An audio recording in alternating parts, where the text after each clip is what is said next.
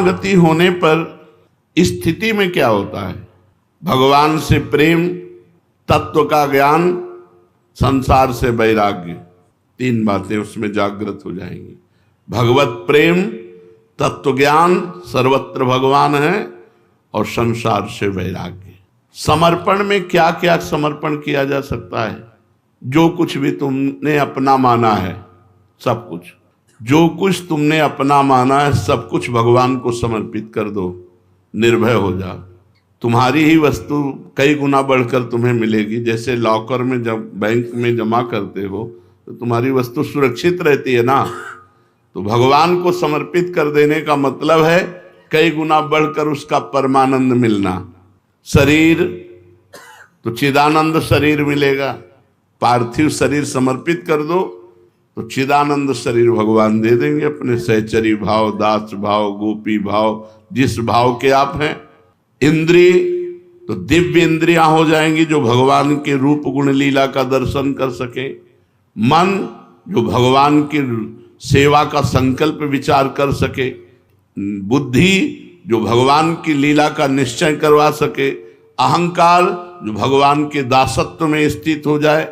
सब कुछ समर्पित कर दो और बेपरवाह हो जाओ। आज से हमारा सब कुछ प्रियालाल को समर्पित है। भगवान की वस्तु भगवान को समर्पण नहीं जो करता तो उसका क्या फल होता है?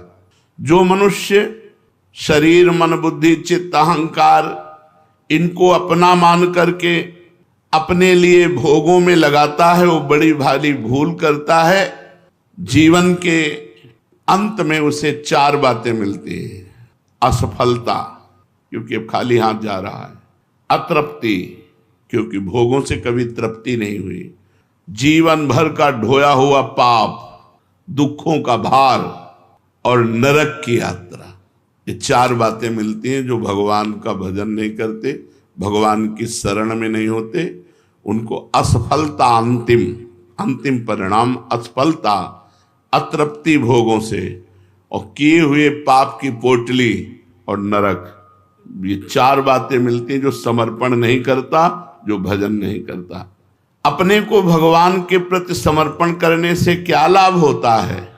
शोक, विषाद, दुख, क्लेश, कष्ट, संताप, भय, उद्वेग, ये सब नष्ट हो जाते हैं समर्पण मात्र से। भगवान के हम हैं, ये निश्चित बात समझ लो। समर्पण मात्र से दुख, क्लेश, कष्ट, संताप, भय, उद्वेग ये सब नष्ट हो जाते हैं। आनंद घन भगवान के आश्रय में उस जीव को नित्य परमानंद की प्राप्ति होती है। और कैसा भी हो, अंत में भगवत परम पद। समर्पण का फल अंत में भगवत परम पद। जीवन भर कष्ट, क्लेश, उद्वेग, अशांति उसे छू नहीं सकती जो भगवान का शरणागत है। समर्पण की बात मन में क्यों नहीं आती? क्योंकि सत्संग नहीं मिला। श्रवण सुजस सुनियायऊं, प्रभु भंजन भवभीर, त्राहि त्राहि आरति हरन, शरण सुखद रघुवीर। शरणागत को सुख देने वाले हे रघुनाथ जी, त्राहिमाम त्राहिमाम, आपका यश सुन करके आपकी शरण में मैं आया हूं। जब तक भगवान की महिमा सत्संग में सुनने को नहीं मिलती, तब तक शरणागति का भाव उदय नहीं होता, और जब तक विपत्ति नहीं घेरती तब तक असली शरणागत नहीं होती। जैसे गजेंद्र जब हार गया, देखा पूरा परिवार गया छोड़कर, मेरे में भी बल नहीं रह गया, अब ग्राह मुझे घसीट ले जाएगा, तो शरणागत हो गया। जब द्रौपदी ने देखा कि पूरी सभा पांडव भी कोई साथ नहीं दे रहे, मेरी भुजाएं थकित हो गई, अब मैं दांत से भी नहीं पकड़ सकती, तो हा गोविंद द्वारिका वासिन।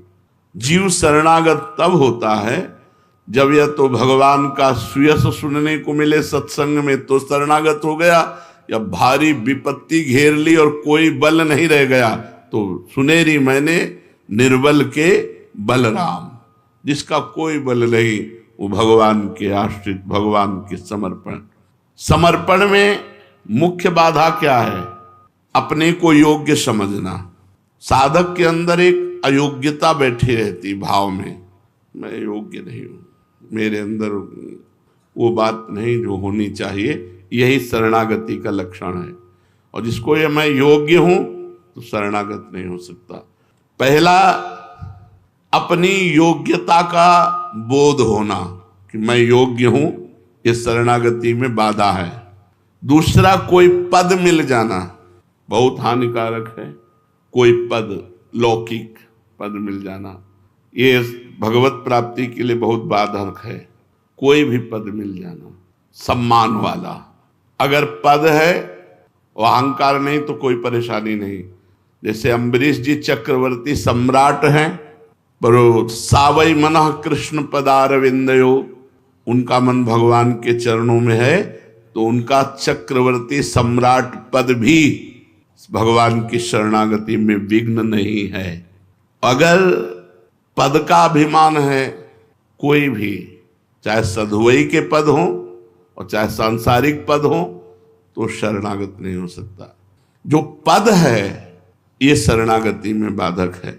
संपत्ति, वैभव, अगर उसका अभिमान है, अपनी बुद्धि चातुरी पर विश्वास, ये शरणागत नहीं होने देगा। और देहाभिमान, देह में बल, देह भाव का बल, ये शरणागत नहीं है। अपबल, तपबल और बाहुबल, चौथो बल है दाम, शूर किशोर कृपाते सब बल, हारे को हरि नाम।